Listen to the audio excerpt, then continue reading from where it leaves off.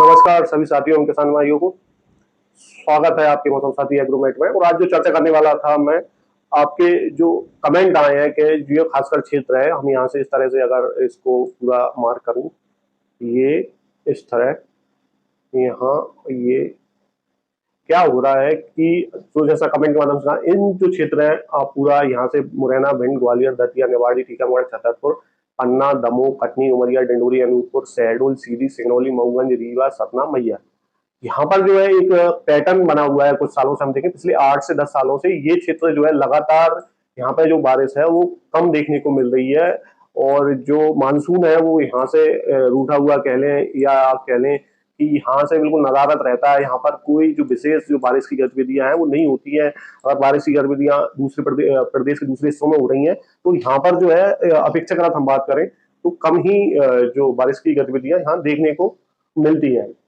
उसका कारण एक ये है कि जो भी बंगाल की खाड़ी में हम देखें सिस्टम बनते हैं, उनके अधिकतर ट्रैक अब जो हालांकि कुछ लोग इसको क्लाइमेट चेंज कहते हैं, पर मैं अभी भी कहूंगा ये बहुत जल्दी हो गई क्लाइमेट चेंज कहना। अभी जो ट्रेंड है, पैटर्न है, बगैर किसी स्टडी या पर्याप्त डाटा के हम उसे कह नहीं सकते कि जलवायु परिवर्तन कारण है। ये जो सिस्टम रहते हैं वो इस तरह से अधिकतर गुजर जाते हैं मध्य प्रदेश के इस तरह के हिस्से से।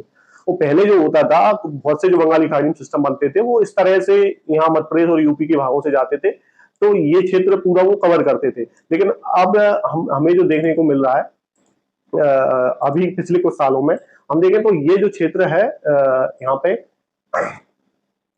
ये जो है ये पूरा जो है सूखा कहे या बहुत ही कम बारिश देख रहा है। ये हम कहें तो रेन डिफिशिएंट बना रहता है। उसका कारण जो मैंने बताया वो वही है, सिस्टम नीचे की तरफ जाते हैं। कभी हम देखें तो महाराष्ट्र और मध्य प्रदेश के बीच के भागों से ऊपर गुजर जाते हैं, तो यहाँ तक तो बारिश वो दे पाते हैं।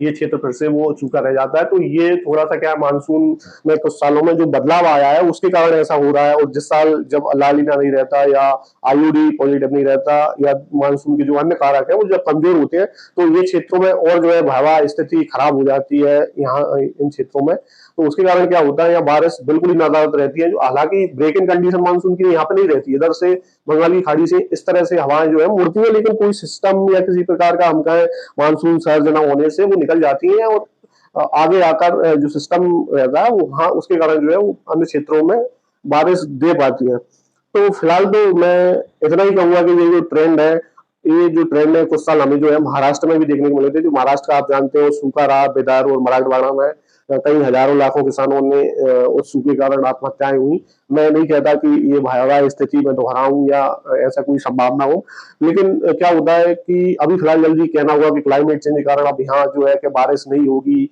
या आगे का जो समय है वो ठीक नहीं है, तो ये अभी जल्दबाजी होगी। ये एक ट्रेंड है जो लंबे चल सकते हैं 10-15 साल। जैसे महाराष्ट्र में लगातार 10 से 12 साल लंबा ट्रेंड हमको देखने को मिला था।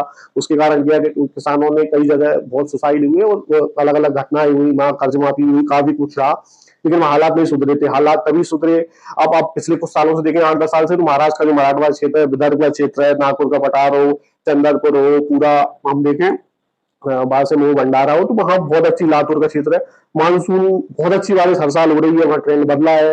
और एक और बात है सरप्लस रेन भी हो रही है। तो ये अभी कहना थोड़ा जल्दबाजी होगा।